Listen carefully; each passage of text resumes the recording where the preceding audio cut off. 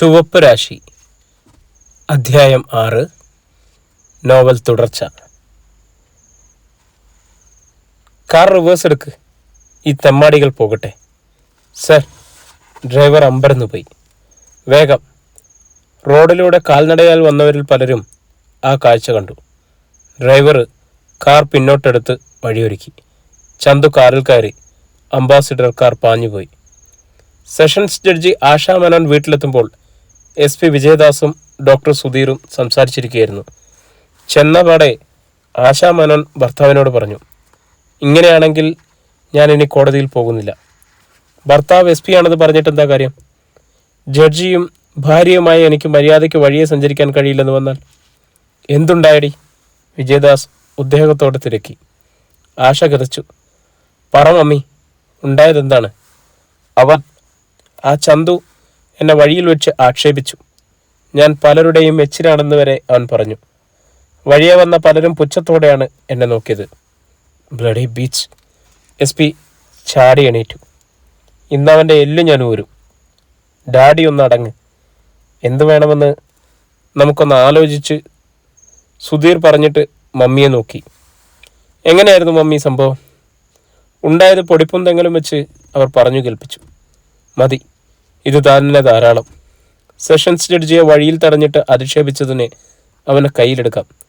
പിന്നെ എന്തു വേണമെന്ന് എനിക്കറിയാം. വിജയദാസ് ഒരു തീരുമാനത്തിലെത്തി. അങ്ങനെയായാൽ സംഗതി വഷളാകും. എങ്ങനെ? വാർത്ത പത്രക്കാരറിയും. അവൻ നമ്മുടെ മകനാണെന്ന് പത്രത്തിൽ വാർത്ത വരും. അതൊക്കെ വേണ്ടാത്ത പൊല്ലാപ്പുകളാണ്. അതുമാത്രമല്ല, സുധീർ ഇടയ്ക്ക് കയറി പറഞ്ഞു, അവറാച്ചൻ കൂടെയാണിപ്പോൾ. അവറാച്ചൻ എല്ലാ തലങ്ങളിലും നല്ല പിടിപാടുള്ള ആളാണ്. പോരെങ്കിൽ മന്ത്രിസഭയുടെ ചേരിയാണല്ല. ഈ സംഭവം അത്രയും വാതിലിന് പിന്നിൽ മറഞ്ഞിരുന്ന് കേൾക്കുകയായിരുന്നു ഡോക്ടർ മെറീന. തൻ്റെ അമ്മാവി അമ്മയ്ക്ക് ആവശ്യത്തിന് കിട്ടിയെന്നറിഞ്ഞപ്പോൾ അവൾക്ക് സന്തോഷമായി. പിന്നെ ഏത് രീതിയിൽ അവനെ ഒതുക്കും? വിജയദാസ് ചിന്താതീതനായി മുറിയിൽ അങ്ങിങ്ങി നടന്നു. തക്കതായ ഒരു കുറ്റം ചുമത്തി ജീവപര്യന്തത്തിൽ കുറയാത്തൊരു ശിക്ഷ നൽകി അവൻ അകത്താക്കുന്നതാണ് ഉത്തമം. അതൊക്കെ എനിക്ക് വിട്ടു തന്നേര്.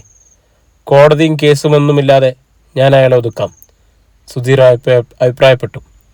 പക്ഷേ പാളിപ്പോയാൽ സംഗതിയാകെ കുഴയും. SP താക്കിയത്. അതൊന്നുമില്ല, ഞാനേറ്റു. സുധീറിൻ്റെ കണ്ണുകളിൽ വന്യമായ ഒരു തിളക്കമുണ്ടായിരുന്നു. അകത്തു നിന്നിരുന്ന മെറീനയുടെ ഹൃദയം വിങ്ങി. ആ സംഭാഷണം അവിടെ അവസാനിച്ചു.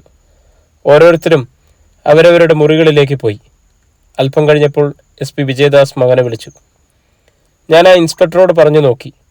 അയാൾ അടുക്കുന്നില്ല. ചന്തുവിനെയും അവറാച്ചനെയും പേടിച്ചാണെന്ന് സ്പഷ്ടം. അതല്ലെങ്കിൽ അയാൾക്ക് വേണ്ടത്ര പണം അവർ കൊടുത്തിരിക്കും. സുധീറിൻ്റെ മുഖം മ്ലാനമായി. അപ്പോൾ അത്ര പെട്ടെന്ന് ഊരിപ്പോരാവുന്ന കേസല്ലേ ഇത്? ആ വിക്രം സാക്ഷി പറഞ്ഞാൽ ആകെ കുഴയും. അയാളെ സ്ഥലം മാറ്റിയാലോ? അതുകൊണ്ട് പ്രയോജനമില്ല. പിന്നെ ഒറ്റ വഴിയുള്ളൂ. വിജയദാസ് പുത്രൻ്റെ കാതിൽ എന്തൊക്കെയോ മന്ത്രിച്ചു.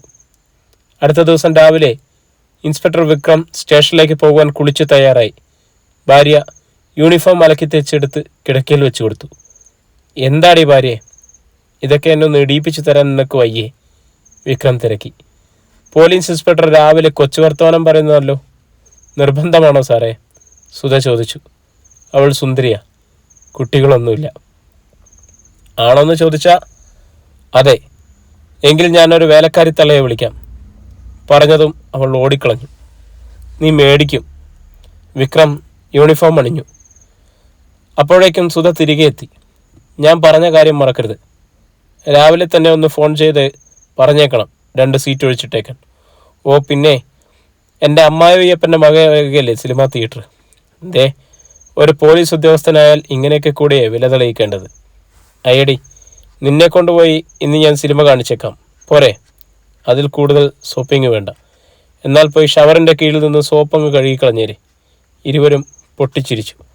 വിക്രം അവളെ ചേർത്ത് പിടിച്ച് ഇരു കവളിലും ഓരോ ചുംബനങ്ങൾ നൽകി. ഫോൺ ശബ്ദിച്ചു. സുധയെ വിട്ടിട്ട് വിക്രം റിസീവർ എടുത്തു. Yes, Vikram here. ഇത് ഞാനാ സാറേ, സുധീർ. ഓ, എന്ത് വേണം രാവിലെ? എൻ്റെ പേര് കേട്ടപ്പോഴേ സാറിന് ഗൗരവം വന്നോ? താൻ വിളിച്ചത് എന്തിനാണെന്ന് പറയും. സാർ, താങ്കൾ പറയുന്നത് എന്തു വേണമെങ്കിലും ഞാൻ ചെയ്യാം. പണമാണെങ്കിൽ അങ്ങനെ, അതല്ലെങ്കിൽ താങ്കൾ പറയുന്നിടത്ത് താങ്കൾ പറയുന്ന ആളിൻ്റെ പേരിൽ വസ്തു വാങ്ങുകയാണെങ്കിൽ അങ്ങനെ, എന്തിനും ഞാൻ തയ്യാറാണ്. നിങ്ങൾ രാവിലെ സ്വബോധത്തോടു കൂടിയാണോ സംസാരിക്കുന്നത്? യെസ് സർ, അയാൾ തുറന്നു. എനിക്ക് രക്ഷപ്പെടണം സാർ, സാക്ഷ്യപ്പെടരുത്. ഷട്ടപ്പ്, ഇതിനാണോ രാവിലെ വിളിച്ചത്? സർ, ശരിക്കും ആലോചിച്ചിട്ട് മതി. മിസ്റ്റർ സുധീർ, ഇനിമേലിൽ ഈ കാര്യത്തിന് നിങ്ങൾ എന്നെ വിളിക്കരുത്. ഓഹോ, സുധീറിൻ്റെ പരിഹാസച്ചിരി. അവറാച്ചനും ചന്തവും കൂടി തനിക്ക് എന്തു തന്നു? പണമോ പെണ്ണോ? എടാ, വിക്രമിൻ്റെ മുഖത്തേക്ക് രക്തം ഇരച്ചു കയറി. താൻ പേടിപ്പിക്കാതെടോ. എനിക്കെതിരെ താൻ സാക്ഷി പറഞ്ഞാൽ എന്തിന്? പറയാൻ താൻ ഉണ്ടായിരിക്കില്ല. നമുക്ക് കാണാം. ഓക്കെ. വിക്രം റിസീവർ വെച്ചു. ആരായിരുന്നു? സുധ തിരക്കി. ഒരു പന്ന റാസ്കൽ. ഇൻസ്പെക്ടർ തൊപ്പിയെടുത്ത് തലയിൽ വെച്ചു. പോട്ടെ. ജീപ്പിൽ കയറി സ്വയം ഡ്രൈവ് ചെയ്തത് തികച്ചും ശാന്തമായ ഒരു ഭാഗത്തായിരുന്നു അയാളുടെ വാടക വീട്. നിരപ്പായ റോഡ് കഴിഞ്ഞപ്പോൾ ഒരു വശം അഗാധമായ കൊക്കയുള്ള ഇറക്കത്തിലേക്ക് തുടക്കമായി. സുധീറിനോടുള്ള കോപം മനസ്സിൽ പതയുകയായിരുന്നു. ഇനി കയ്യിൽ കിട്ടിയാൽ 4 പൊട്ടിക്കണമെന്ന് തന്നെ അയാൾ തീരുമാനിച്ചു. സാമാന്യം വേഗത്തിലാണ് ജീപ്പ് ഓടിക്കുന്നത്. ഇടയ്ക്കിടെ കൊടും വളവാണ്. താഴെ നിന്നും ഒരു ലോറി കയറി വരുന്നത് കണ്ടു. കഷ്ടിച്ച് 2 വണ്ടികൾക്ക് പോകാവുന്ന വീതി ചിലയിടങ്ങളിലേ ഉള്ളൂ. ലോറി അടുത്തെത്താറായി. മുന്നിൽ വളവ്. കൊക്കയിൽ നിന്നും തലയുയർത്തി നിൽക്കുന്ന വൃക്ഷങ്ങളുടെ തളിരിളകിൽ സൂര്യപ്രകാശം തട്ടി തിളക്കമുണ്ടായി. വിക്രം ബ്രേക്ക് അമർത്തു. അയാളുടെ നെറ്റിയിൽ ചുളിവുകൾ വീണു. ജീപ്പ് നിൽക്കുന്നില്ല. ബ്രേക്കിൽ പൂർണ്ണമായും കാല പറന്നു. ഇല്ല, ബ്രേക്ക് കിട്ടുന്നില്ല. വിക്രത്തിൻ്റെ ഉള്ളിൽ തീയാളി. ഒരേപോലെയാണ് ലോറിയും ജീപ്പും വളവിനരികിലെത്തിയത്. വിക്രം ജീപ്പ് വെട്ടിച്ചു. പക്ഷേ നിയന്ത്രണം തെറ്റി അത് ലോറിയിൽ ചെന്നിടിച്ച് താഴേക്ക് മറിഞ്ഞു. കൊക്കയിലേക്ക്. ഒരു വൃക്ഷത്തിൻ്റെ ശിഖരം അതിനിടയിൽപ്പെട്ട് ഇരഞ്ഞു തൂങ്ങി. അധ്യായം 17. ഇൻസ്പെക്ടർ വിക്രം മരിച്ചു. രാവിലെ ഓഫീസിലേക്ക് പോകുവാൻ ഭാവിക്കുമ്പോഴാണ് ചന്തുവിന് ഫോൺ വന്നത്. ചന്തു സ്തംഭനായി നിന്നു.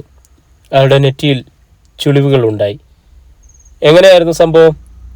ജീപ്പിൻ്റെ ബ്രേക്ക് പോയതായിരുന്നു. എതിരെ കയറ്റം കയറി വന്ന ലോറിയുമായി കൂട്ടിയിടിച്ച് കൊക്കയിലേക്ക് മറിയുകയായിരുന്നു. ചന്തു മൗനം. പിന്നെ തിരക്കി.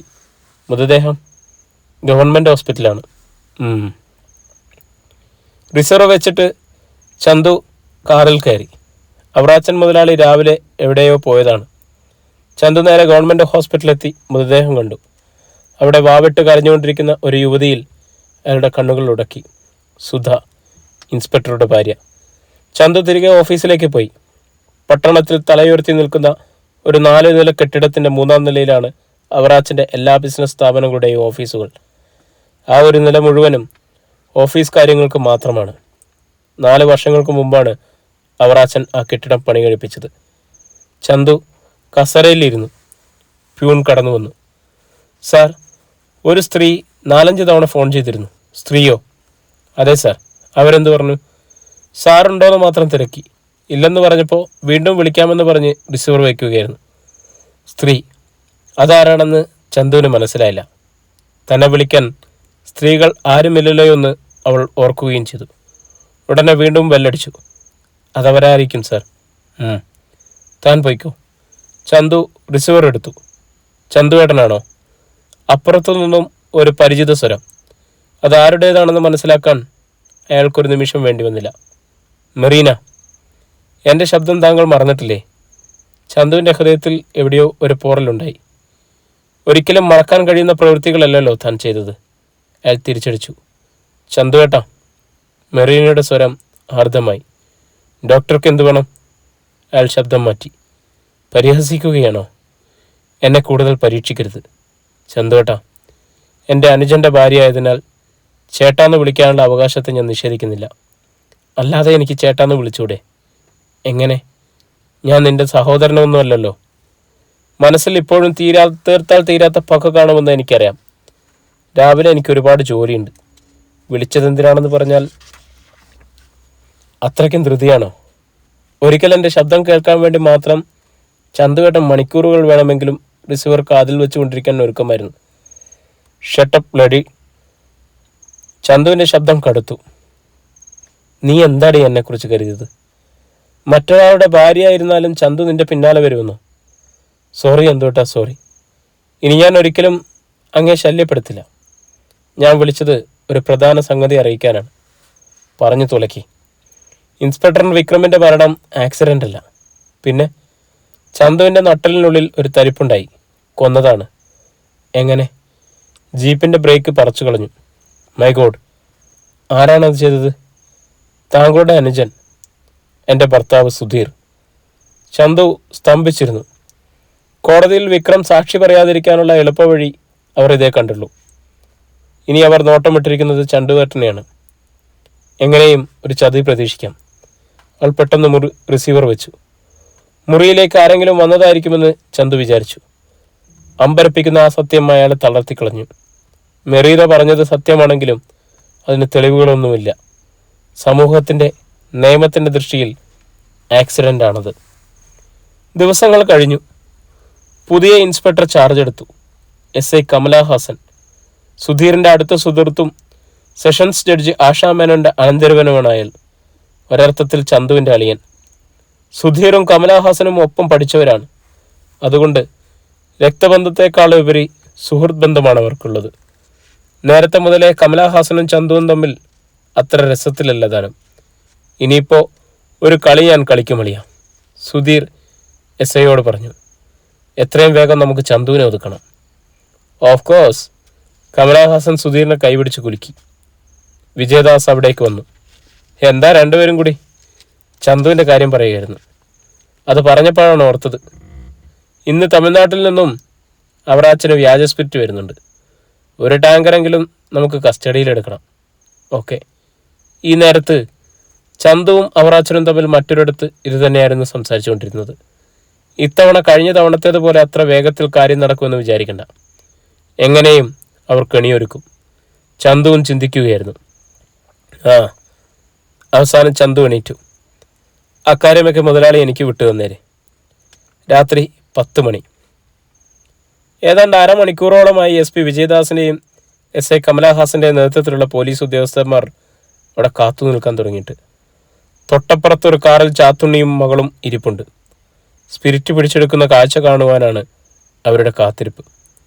സമയം കടന്നു പോകുന്തോറും ഏവരുടെയും അസ്വസ്ഥത വർദ്ധിച്ചു വരികയാണ്. വിജയദാസ് ഇടയ്ക്കിടെ വാച്ച് നോക്കുന്നുണ്ട്.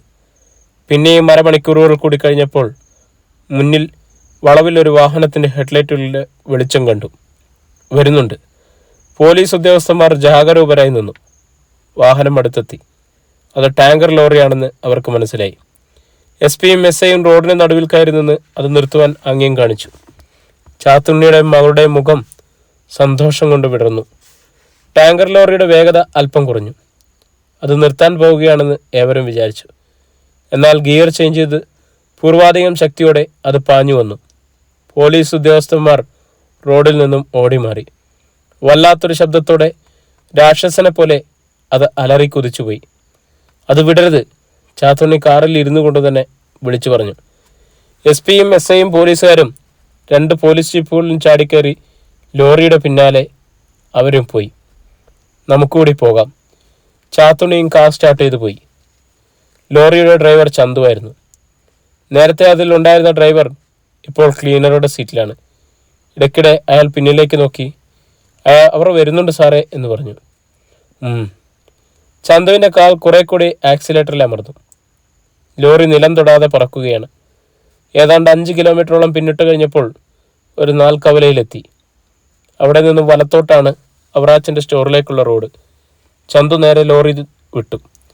ജീപ്പുകൾ ഏതാണ്ട് കൂടെ തന്നെയുണ്ട്. അവ മുന്നിൽ കയറുവാൻ നടത്തിയ ശ്രമങ്ങളെല്ലാം പരാജയപ്പെട്ടു. ചന്തു സൈഡ് കൊടുത്തില്ല. SP റിവോൾവർ എടുത്തു.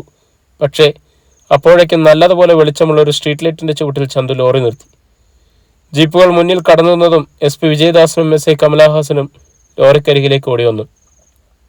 ഇറങ്ങണ അങ്ങോട്ട്, SP വിജയദാസ് അലറി. അദ്ദേഹത്തിൻ്റെ ഭാവം കണ്ടാൽ അപ്പോൾ തല്ലുമെന്ന് തോന്നുമായിരുന്നു. ചന്തു ലോറിയുടെ ഹെഡ്ലൈറ്റ് ഓഫ് ചെയ്തു. അപ്പോഴേക്കും ഇരുവശത്തും പോലീസുകാർ നിരന്നു കഴിഞ്ഞിരുന്നു. ലോറിയിലുള്ള ആൾക്കാർ ഇറങ്ങി ഓടാതിരിക്കാൻ അയാൾ ഡോർ തുറന്ന് റോഡിലേക്ക് ഇറങ്ങി. തലയിൽ ഒരു തുവർത്ത് വട്ടം കെട്ടിയിരുന്നു. കൈലിയും ബനിയനുമാണ് വേഷം. ചന്തു തോർത്തഴിച്ച് തോളിലിട്ട് എസ് പി അതിൽ കൂട്ടിപ്പിടിച്ച് അയാളെ നൊലച്ചു. നിർത്ത്, ചന്തു പറഞ്ഞു. എന്താണ് ഞാൻ ചെയ്ത തെറ്റ്? ശബ്ദം കേട്ടപ്പോഴാണ് എസ് പി അയാളുടെ മുഖത്തേക്ക് നോക്കിയത്. ഉടനെ പിടിവിടുകയും ചെയ്തു. ഓഹോ, നീയോ? എസ് ഐ കമലഹാസനും ചന്തുവും കോപത്തോടെ നോക്കി. ഈ ബിസിനസ്സും തുടങ്ങിയോ? അതയാൾ കേട്ടതായി പോലും ഭാവിച്ചില്ല. മിസ്റ്റർ എസ് പി, എന്തിനാണ് നിങ്ങൾ എന്നെ തടഞ്ഞു നിർത്തിയത്? ചന്തു ഒട്ടും പതറിയില്ല. ഈ ലോറിക്കുള്ളിൽ എന്താണ്? അനധികൃതമായ സാധനങ്ങളൊന്നുമില്ല. അത് തീരുമാനിക്കേണ്ടത് നീയല്ല, ഞങ്ങളാണ്. നോ, ചന്തു തലയാട്ടി. ഞങ്ങൾ കൈ കാണിച്ചിട്ടും നീ വണ്ടി നിർത്താത്തത് എന്താണ്? അവസാനം പറഞ്ഞത് താങ്കളുടെ പേരാണ്. ആ മൗനമായി പറഞ്ഞു പോയില്ലേ? അത് പോകട്ടെ. ആര് കൈ കാണിച്ചെന്നാ താങ്കൾ പറഞ്ഞത്? എസ് പി വിളറി നിൽക്കുകയാണ്. ഇത്രയും പോലീസുകാർക്ക് മുന്നിൽ വെച്ചാണ് ഇവൻ തന്നെ ഒന്നിരുത്തിയത്. ഡാഡി എപ്പോഴാണ് കൈ കാണിച്ചത്? അയാൾ വീണ്ടും ചോദിച്ചു. ഡാഡി? ആരാടാ നിന്റെ ഡാഡി? S P Vijayadas. ഫു, അദ്ദേഹം കാരെത്തുപ്പി. വിജയദാസിൻ്റെ മോൻ. ശരിക്കും പറഞ്ഞാൽ പൊതുജനത്തിനോടത് പറയുവാൻ എനിക്ക് പേടിയാണ് കേട്ടോ. കാരണം ഡാഡിയുടെ പേര് കേൾക്കുമ്പോൾ അവർ എന്നെ ഓടിച്ചിട്ട് തല്ലിക്കൊല്ലും. കൂടുതൽ വിസ്തരിക്കണ്ട, എസ് ഐ ഇടപെട്ടു. വിസ്തരിക്കാൻ ഇതെന്താ കോടതിയാണോ? കമലഹാസന്റെ മുഖം വിളറി. ചന്തു കൂസാതെ ഒരു ബീഡി കത്തിച്ചു. ചോദിച്ചതിന് സമാധാനം പറയടാ. പറയാം. ചന്തു 2 കവിൾ പുക വിഴുകി. കാക്കി ധരിച്ച ആരോ റോഡിൽ കയറി നിന്ന് കൈ കാണിക്കുന്നത് ഞാൻ കണ്ടതാണ്. എന്നാൽ യഥാർത്ഥ പോലീസുകാരാണെന്ന് ഞാൻ എങ്ങനെ അറിയും? കാക്കി വേഷത്തിൽ എത്രയോ കവർച്ചക്കാർ മറ്റുള്ളവരെ കബളിപ്പിച്ചിരിക്കുന്നു. കള്ളന്മാർ കൂടുതലും കാക്കിധാരികളാണ്. എസ് പിയും എസ് ഐയും പരസ്പരം നോക്കി. ചാത്തുണ്ണി വന്ന കാർ സ്വല്പം അകലെയായിരുന്നു നിർത്തിയിരുന്നത്. അവിടെ ഇരുന്നു കൊണ്ട് അവർ ഈ കാഴ്ചകൾ കാണുകയായിരുന്നു. ഈ ടാങ്കർ ഞങ്ങൾക്ക് പരിശോധിക്കണം, എസ് പി പറഞ്ഞു. ഇതിൻ്റെ ബുക്കും പേപ്പറുകളും മറ്റും എടുക്ക്. ചന്തു അവയെല്ലാം കാണിച്ചു. ഇതിനുള്ളിൽ വ്യാജ സ്പിരിറ്റ് അല്ലേ? അയ്യോ അല്ല, വളമാണ്. വളമോ? അതെ, നല്ല പോഷകങ്ങൾ അടങ്ങിയ വളം. ഇത് ചെന്നാൽ ചെടികൾ ആർത്തു വളരും. ചന്തുവിൻ്റെ മുഖമടച്ചൊന്ന് കൊടുക്കാൻ തോന്നി എസ് പിക്ക്. കയറി പരിശോധിക്കേ, എസ് പി പോലീസുകാരിൽ ഒരാളോട് നിർദ്ദേശിച്ചു. കയറേണ്ട സാർ. പറഞ്ഞതും ചന്തു ടാങ്കിന് ചുവട്ടിലെ ടാപ്പ് തുറന്നു. 1 സെക്കൻഡ് അതിൽ നിന്നും ചീറ്റിയ ദ്രാവകം പോലീസ് ഓഫീസർമാരുടെ ശരീരത്തിലും പതിച്ചു. ഹേ, എല്ലാവരും മൂക്ക് പൊത്തിപ്പിടിച്ചു. അസഹനീയമായ ദുർഗന്ധം. അടയ്ക്കടാ ടാപ്പ്. ചന്തു അനുസരിച്ചു. നാറ്റം കൊണ്ട് നിൽക്കാൻ വയ്യ. എന്താണിത്? വളമാണെന്ന് പറഞ്ഞില്ലേ സാർ? പശുവിൻ്റെ ചാണകവും മൂത്രവും കൂടി കലർത്തിയതാ. തമിഴ്നാട്ടിൽ ഇത് ധാരാളമുണ്ട്. ഇവിടെ കൃഷിക്ക് അത്യുത്തമം. പോലീസ് ഉദ്യോഗസ്ഥന്മാർക്ക് എന്ത് ചെയ്യണമെന്നറിയാത്ത അവസ്ഥ. യൂണിഫോമിൽ വീണ് നാറുന്ന ഈ സാധനം കഴുകിക്കളയാതെ യാതൊരു മാർഗവുമില്ല. അപ്പോൾ എനിക്ക് പോകാമല്ലോ? അവരുടെ അനുവാദത്തിന് കാത്തു നിൽക്കാതെ ചന്തു ലോറിയിൽ കയറി. ഈ സമയത്ത് സ്പിരിറ്റുകൾ നിറച്ച ലോറികൾ സുരക്ഷിതമായ സ്ഥാനത്തെത്തിയിരുന്നു. ചന്തു വന്ന ലോറിക്ക് കുറച്ചു പിന്നിലായി അവയുമുണ്ടായിരുന്നു. പോലീസുകാർ ചന്തുവിൻ്റെ പിന്നാലെ പോയ അവസരം അവർക്ക് വിലപ്പെട്ടതായിരുന്നു. നിന്റെ ബുദ്ധി അപാരം തന്നെയാണ് മോനെ. തിരികെത്തിയ ചന്തുവിനെ അവറാച്ചൻ കെട്ടിപ്പിടിച്ചു. എസ് പി വിജയദാസിനെ തറപറ്റിക്കേണ്ടത് എൻ്റെ ഏറ്റവും വലിയ ആവശ്യങ്ങളിൽ ഒന്നാണ് മുതലാളി. ചന്തു ചിരിച്ചു. ചാത്തുണ്ണിയും മകളും വീട്ടിലെത്തി. ഷേ, നാണക്കേടാ പോയി. റണ്ണി കൈ കുടഞ്ഞു. ഇത്തവണയും അവൻ തന്നെ വിജയിച്ചു. ശത്രുവാണെങ്കിലും പറയാതിരിക്കുന്നത് എങ്ങനെയാ? അവനാണടാ ആണ്, ചാത്തുണ്ണി പറഞ്ഞു. അതിന് പകരം ഇവിടെയുമുണ്ട് 2 പേർ. തിന്നു മുടിക്കാനല്ലാതെ നിന്നെക്കൊണ്ടൊക്കെ എന്തിനു കൊള്ളാവിടാ ശവങ്ങൾ. റോബിനും റെന്നിക്കും അതിഷ്ടപ്പെട്ടില്ല. ഡാഡി വലിയ മിടുക്കനായിട്ടും പിന്നെന്താ അവനെ അങ്ങ് ഒതുക്കാത്തത്? ചന്തുണ്ണി മക്കളെ തറപ്പിച്ച് നോക്കി. ഞാനത് ചെയ്യൂടാ, നീയൊക്കെ നോക്കിക്കോ. അവർക്കിടയിൽ അല്പനേരത്തെ മൗനം പറഞ്ഞു. ഒരു മാർഗമുണ്ട്, ചാത്തുണ്ണി തുടർന്നു. പിഴവ് പറ്റാതെ ചെയ്യാമെങ്കിൽ വിജയിക്കാം. ഡാഡി പറ. നാളെയാണ് ഭൈരവനും മറ്റും ജാമ്യത്തിൽ ഇറങ്ങുന്നത്. അതെങ്ങനെ അറിയും? കോടതി അവനെ റിമാൻഡിൽ വീണ്ടും വെച്ചാലോ? അതുണ്ടാവില്ല. അവൻ ഇറങ്ങിയാൽ പറയാം. ചാത്തുണ്ണി മക്കളോട് ഒരു പദ്ധതി വിശദീകരിച്ചു. അത് കേട്ടപ്പോൾ നല്ല മാർഗമാണെന്ന് അവർക്കും തോന്നി. റെന്നി ഉടൻ തന്നെ ഡോക്ടർ സുധീറിനെ വിളിച്ച് സംഗതി അറിയിച്ചു. വണ്ടർഫുൾ, സുധീറിൻ്റെ അഭിനന്ദനം. ബാക്കി കാര്യങ്ങൾ എനിക്ക് വിട്ടു തന്നേരെ. ഓക്കെ. അടുത്ത ദിവസം പ്രതീക്ഷിച്ചതുപോലെ ഭൈരവനും മറ്റും കോടതി ജാമ്യം അനുവദിച്ചു. കോടതിയുടെ പരിസരത്ത് അവനെ കൊണ്ടുപോകുവാൻ ചാത്തുണ്ണിയുടെ ജീപ്പ് കാത്തുകിടപ്പുണ്ടായിരുന്നു. പോലീസ് നിങ്ങളെ ഉപദ്രവിച്ചോ ഭൈരവ? റോബിൻ തിരക്കി. ആ ഇൻസ്പെക്ടർ വിക്രം അവനെ ഒതുക്കി. അത് ഞാൻ അറിഞ്ഞു. സംഗതി ഇങ്ങനെയാകുമെന്ന് ഞാനും കരുതി. പാലമുട്ടിൽ അയാൾ ജീപ്പ് നിർത്തി. എല്ലാവരും ഇറങ്ങി. റോബിൻ ഭൈരവനെ മാത്രം അടുത്ത് വിളിച്ചു. വൈകിട്ട് നീ വീട്ടിലേക്ക് വരണം, ചില അത്യാവശ്യ കാര്യങ്ങളുണ്ട്. വരാം, മറ്റാരോടും പറയണ്ട. ശരി മുതലാളി. ജീപ്പ വന്നുപോയി. രാത്രി 8 മണി. ചാത്തുണിയും മക്കളും ഭൈരവനെയും കാത്ത് ഗാർഡനിൽ ഇരിക്കുകയായിരുന്നു. നേരത്തെ കാറ്റ് വീശുന്നുണ്ട്. ചാത്തുണ്ണിയുടെ 2 കാറുകളും ജീപ്പും പോർച്ചിൽ കിടപ്പുണ്ട്. അവർക്ക് മുന്നിൽ ടീപ്പോയിൽ വിസ്കി കുപ്പി 3/4 ഭാഗത്തോളം തീർന്നിരിക്കുന്നു. ഒരു ഫുൾ ബോട്ടിൽ കൂടെ എടുത്തുകൊണ്ട് പോടാ, ഭൈരവനും വേണമല്ലോ. അവശേഷിച്ചത് 3 ഗ്ലാസുകളിലേക്ക് പറന്നുകൊണ്ട് ചാത്തുണ്ണി നിർദ്ദേശിച്ചു. റെന്നി അകത്തേക്ക് പോയി ഒരു കുപ്പിയുമായി നിമിഷങ്ങൾക്കുള്ളിൽ മടങ്ങിയെത്തി. 9 മണി കഴിഞ്ഞപ്പോൾ ഭൈരവൻ എത്തി. ഞങ്ങൾ നിന്നെ കാത്തിരിക്കുകയായിരുന്നടാ, ചാത്തുണ്ണി പറഞ്ഞു. അയാൾ ഭവ്യതയോടെ ചിരിച്ചു. നിന്റെ കൂടെ ആരും വന്നില്ലേ? ഇല്ല. നന്നായി. റോബിൻ പുതിയ മദ്യക്കുപ്പി എടുത്ത് അയാൾക്ക് നീട്ടി. കഴിക്കി. ഭൈരവൻ കുപ്പി വാങ്ങി. അതിലെ അടപ്പ് കടിച്ചു തുറന്നു. പിന്നെ വായിലേക്ക് കമത്തി. മൂവരും അത് നോക്കിയിരുന്നു, സോഡ കുടിക്കുന്നത് പോലെ. കുപ്പിയിലെ പകുതിയിലധികം മദ്യം ഭാഗത്താക്കി കഴിഞ്ഞപ്പോൾ ഭൈരവൻ പുറംകൈ കൊണ്ട് ചുണ്ടു തുടച്ചിട്ട് ടീപ്പോയിലെ പ്ലേറ്റിലിരുന്ന കശുവണ്ടിപ്പരിപ്പ് ഒരു പിടി വാരി വായിലിട്ടു. ചവച്ചു. അനന്തരം ബാക്കി കൂടി അകത്താക്കിയിട്ട് കുപ്പി വലിച്ചെറിഞ്ഞു. മുതലാളി വിളിച്ചതെന്തിനാണെന്ന് പറ. ഈ ഭൈരവൻ അത് പുല്ലുപോലെ സാധിച്ചു. അയാളുടെ ശബ്ദം കുഴഞ്ഞു തുടങ്ങി. എനിക്കറിയാം ഭൈരവ. ആ, ഭൈരവൻ നന്ദിയുള്ളനാ. മുതലാളിക്ക് വേണ്ടി മരിക്കാനും ഞാൻ തയ്യാറാണ്. അതറിയാവുന്നത് കൊണ്ടല്ലേടാ നിന്നെ തന്നെ ഞങ്ങൾ വിളിച്ചത്. എന്താണെന്ന് വെച്ചാൽ പറഞ്ഞു. ചന്തുവിനെ നമുക്ക് കൊടുക്കണം. അതിന് ഭൈരവൻ്റെ സഹായം വേണം. ഏത് തരം സഹായവും ഞാൻ ചെയ്യും. അത് മതി. റെന്നി എണീറ്റ് പിന്നിലേക്ക് മാറി. നിമിഷങ്ങൾക്കുള്ളിൽ ഒരു ഇരുമ്പ് കമ്പിയുമായി ഭൈരവൻ്റെ മുന്നിലെത്തി. 1 സെക്കൻഡ്. ഭൈരവൻ്റെ ശിരസിൽ കമ്പി ആഞ്ഞു പതിച്ചു. അയാൾ വായ തുറന്നപ്പോൾ റോബിൻ മുഖത്ത് കൈയമർത്തി. ഭൈരവൻ്റെ ശിരസ് പൊട്ടി മലർന്നു. രക്തം ചീറ്റിയൊഴുകി. റോബിൻ പിടിവിട്ടു. അയാൾ തറയിൽ കിടന്ന് പിടയാൻ തുടങ്ങി. റെന്നിയുടെ കയ്യിലെ ഇരുമ്പുവടി വീണ്ടും ഉയർന്നു താണു. നിമിഷങ്ങൾ. ഭൈരവൻ്റെ ചലനം നിലച്ചു. റോബിൻ ഉടനെ ഒരു വലിയ ചാക്കു കൊണ്ടുവന്ന് മൂവരും കൂടി ശവശരീരം ചാക്കിനുള്ളിലാക്കിയിട്ട് മൂടിക്കെട്ടി. അനന്തരം അതെടുത്തു കൊണ്ടുവന്ന് ജീപ്പിൽ വെച്ചു. പൈപ്പ് തുറന്നിട്ട് ഹോസിൻ്റെ അഗ്രം വലിച്ചു കൊണ്ടുവന്ന് രക്തം പതിച്ച പുൽത്തകടിയിലേക്ക് ചീറ്റിച്ചു. ചോര പുല്ലുകൾക്കിടയിൽ ലയിച്ച് ആശ്വാസമായി. റെന്നി പിറുപിറുത്തു. അർദ്ധരാത്രി കഴിഞ്ഞു. അവറാച്ചൻ മുതലാളിയുടെ വീടിന് അല്പമകലെ ആ കറുത്ത ജീപ്പ് വന്നു നിന്നു. അതിൽ നിന്നിറങ്ങിയ റോബിനും റെന്നിയും കൂടി ഭൈരവൻ്റെ ശവശരീരം അടങ്ങിയ ചാക്കുകെട്ട് താങ്ങിക്കൊണ്ടുവന്നു. ഗേറ്റിൽ വാച്ചർ ഉണ്ടെന്ന് കണ്ടപ്പോൾ മറ്റൊരു ഭാഗത്തു കൂടി ചാക്കുകെട്ട് മതിലിനുള്ളിലേക്കിട്ടു. അടുത്തെങ്ങും ആരുമില്ലെന്ന് ഉറപ്പാക്കിയിട്ട് അവർ മതിൽ ചാടിക്കടന്ന് അകത്തെത്തി.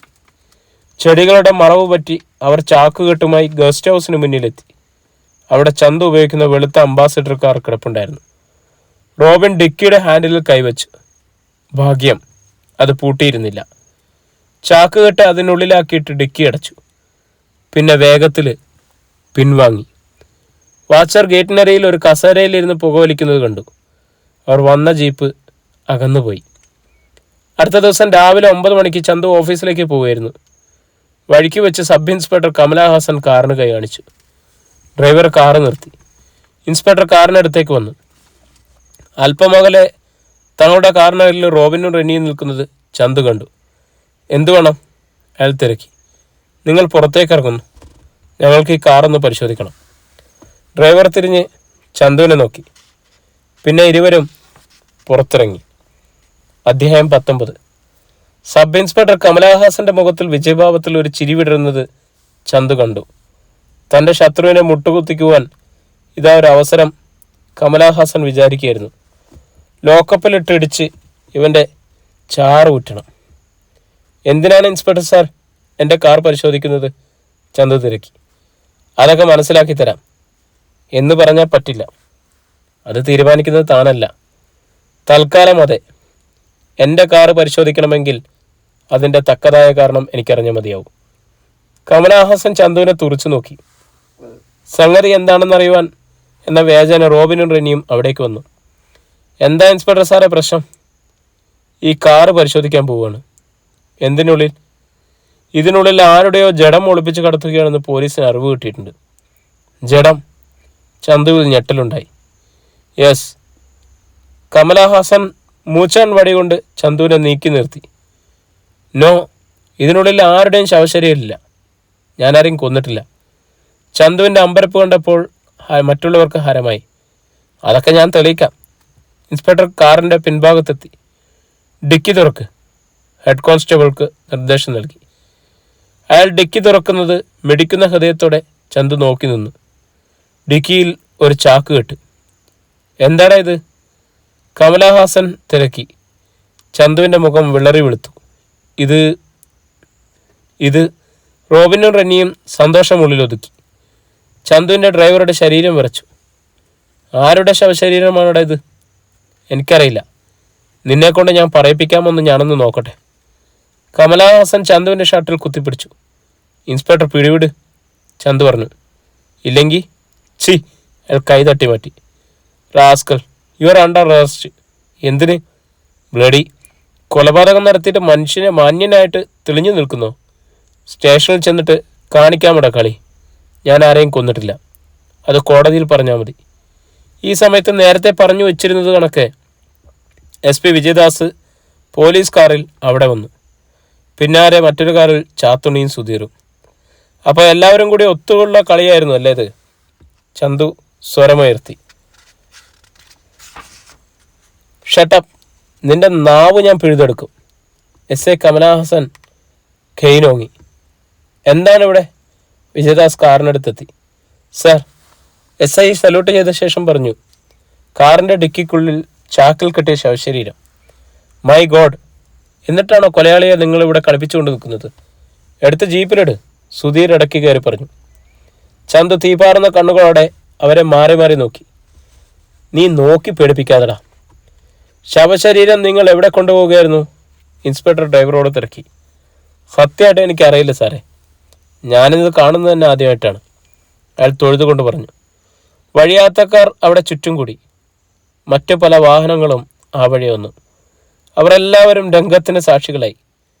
കൂട്ടത്തിൽ പത്ര റിപ്പോർട്ടർമാരും ഫോട്ടോഗ്രാഫർമാരും ഉണ്ടായിരുന്നു. ഡോക്ടർ സുധീർ താൻ ആരെന്ന് വെളിപ്പെടുത്താതെ ഫോൺ ചെയ്ത് അറിയിച്ചത് കൊണ്ടാണ് അവർ വന്നത്. ആഹാ, പത്രക്കാരെല്ലാം ഉണ്ടല്ലോ. റെന്നി ചിരിച്ചു. അവർക്കും വാർത്തയായി. എന്താ സാറേ ഇവിടെ? പത്ര റിപ്പോർട്ടർ SIയോട് ചോദിച്ചു. കണ്ടില്ലേ, ചാക്ക് കെട്ട്. ശവശരീരം ഭദ്രമായി വെച്ചിരിക്കുകയാണ്. എങ്കിൽ മൂടിയൊന്നഴിച്ചാൽ ആരുടേതാണെന്നാണെന്ന് അറിയാമായിരുന്നു. ഫോട്ടോയും എടുക്കാം. ഫോട്ടോഗ്രാഫർ തയ്യാറായി. ചാക്കഴിക്ക്, SP ഹെഡ് കോൺസ്റ്റബിളിന് നിർദ്ദേശം കൊടുത്തു. അയാൾ മെല്ലെ അതഴിച്ചു. ആകാംക്ഷാജനകമായ കണ്ണുകൾ അതിൽ തറഞ്ഞു നിന്നു. അവസാനം മൂടിയഴിച്ചു. SP അത് ഇരുവശത്തേക്കും മാറ്റി. ഏവരുടെയും കണ്ടത്തിൽ നിന്നും ശബ്ദമായിരുന്നു. ഫോട്ടോഗ്രാഫറുടെ ക്യാമറ മിന്നി. SPയും SIയും ചാത്തുണിയും ഡോക്ടർ സുധീറും മിഴിച്ചു നിന്നു. റോബിനും റെന്നിയും വിറക്കാൻ തുടങ്ങി. ആൾക്കാർ ചിരിച്ചുപോയി. ചാക്കുകെട്ടലിനുള്ളിൽ കുറേ കാച്ചിലും ചേനയും മറ്റും. വിശ്വാസം വരാഞ്ഞ് അവർ അത് മുഴുവൻ ഡിക്കിക്കുള്ളിൽ കുടഞ്ഞിട്ടു. ശവശരീരം എവിടെ? റോബിന് തല ഇറങ്ങി. ചാത്തുണ്ണി കോപത്തോടെ മക്കളെ നോക്കി. ഇൻസ്പെക്ടർ, എന്നെ അപമാനിച്ചതിന് നിങ്ങൾക്ക് സമാധാനം പറയേണ്ടി വരും, കനത്ത ശബ്ദത്തിൽ ചന്തു അറിയിച്ചു. എല്ലാവരും എന്നെ കൊടുക്കാൻ എന്തോ തന്ത്രം ആവിഷ്കരിച്ചതാണ്. ഭാഗ്യത്തിന് ഞാനതിൽ വീണില്ല. ഒറ്റ ഒരെണ്ണത്തിനെ ഞാൻ വെറുതെ വിടുമെന്ന് കരുതണ്ട. ചന്തുവിൻ്റെ നോട്ടം ഹെഡ് കോൺസ്റ്റബിളിൽ തടഞ്ഞു. എടോ, മര്യാദയ്ക്ക് ചാക്കിനുള്ളിൽ ഇരുന്ന സാധനങ്ങൾ അതുപോലെ വെക്കി. കോൺസ്റ്റബിൾ പതറി. പറഞ്ഞത് വേഗം ചെയ്യാൻ. കോൺസ്റ്റബിൾ എസ് നോക്കി. പഴയതുപോലെ അവ പെറുക്കി ചാക്കിനുള്ളിൽ കെട്ടിവെക്കാതെ ഒരുത്തനെ ഞാൻ മൂത്രമൊഴിക്കാൻ വിടില്ല. ജനങ്ങൾക്കും ഹരമേറി. അവർ ചന്തുവിൻ്റെ പക്ഷം ചേർന്നു. അതാണ് ശരി, താൻ പോയി ജീപ്പിൽ കയറി. എസ് പിയുടെ നിർദ്ദേശം. നിൽക്കണോ അവിടെ. ഞാൻ പറയുന്നത് അനുസരിച്ചില്ലെങ്കിൽ ഇന്ന് വൈകിട്ട് താൻ വീട്ടിലെത്തില്ല. ഈ ചാക്കിനുള്ളിൽ തൻ്റെ ശവം ഞാൻ കൊണ്ടുപോകും. ചന്തു റിവോൾവർ എടുത്തു. കോൺസ്റ്റബിൾ അങ്ങനെ ചെയ്താൽ അത് പോലീസ് ഡിപ്പാർട്ട്മെൻറ്റിന് തന്നെ നാണക്കേടാകും, പ്രത്യേകിച്ച് എസ് പിയും സമീപത്തുള്ളപ്പോൾ. ചന്തു, പത്രപ്രതിനിധിയും മറ്റും അയാളെ തടഞ്ഞു. പോലീസ് ഉദ്യോഗസ്ഥർക്ക് എന്തുമാകാവുന്ന സാഹചര്യമാണ് ഇവിടെ. തൽക്കാലം ക്ഷമിക്കുക. അവർക്ക് ഇൻഫർമേഷൻ കിട്ടിയതുകൊണ്ടല്ലേ ഇങ്ങനെയൊക്കെ ചെയ്തത്. പ്രത്യേകിച്ച് ഇൻഫർമേഷനൊന്നും ആവശ്യമില്ല. അവർ എല്ലാവരും കൂടി അറിഞ്ഞുകൊണ്ട് നടത്തിയതാണിത്. ആയിരിക്കാം, അല്ലായിരിക്കാം. ഏതായാലും ചന്തു ഇത്തവണ ക്ഷമിക്കണം. ശരി. അവസാനം അയാൾ സമ്മതിച്ചു. ഒരു പോലീസ് ജീപ്പ് കൂടി വന്ന് CI സത്യരാജ് വേഗത്തിൽ നടന്നെത്തി എസ് പിക്ക് സല്യൂട്ട് നൽകി. സാർ, എന്താ വിശേഷിച്ച്? സത്യരാജ് ചുറ്റും നോക്കിയിട്ട് റോബിനും ബെന്നിക്കും വന്ന കാറിന് നേരെ കൈച്ചൂണ്ടി. ആ കാറിൻ്റെ ഡിക്കിയിൽ നിയമവിരുദ്ധമായി എന്തോ ഉണ്ടെന്ന് സ്റ്റേഷനിൽ നിന്ന് ഫോൺ വന്നു. അത് ഞങ്ങളുടെ കാറാണ്. റോബിൻ മുന്നോട്ട് നീങ്ങി നിന്നു. അതിനുള്ളിൽ അങ്ങനെ ഒന്നുമില്ല. അത് പറ്റില്ല. കാർ പരിശോധിക്കണം. ചന്തു ഇടപെട്ടു. ഫോൺ കഴമ്പുണ്ടോയെന്ന് ഞങ്ങൾക്കും അറിയണം. എസ് പി ധർമ്മസങ്കടത്തിലായി. ഇത്രയും ആൾക്കാരുടെ മുന്നിൽ വെച്ച് പറ്റില്ലെന്ന് പറഞ്ഞാൽ നാളത്തെ പത്രത്തിൽ അതായിരിക്കും പ്രധാന വാർത്ത. ശരി, എസ് പി സമ്മതിച്ചു. എല്ലാവരും ആ കാറിനടുത്തേക്ക് നീങ്ങി. ഡിക്കി തുറക്കപ്പെട്ടു. അതാ ഒരു ചാക്കും കെട്ട്. ക്യാമറ മിന്നി.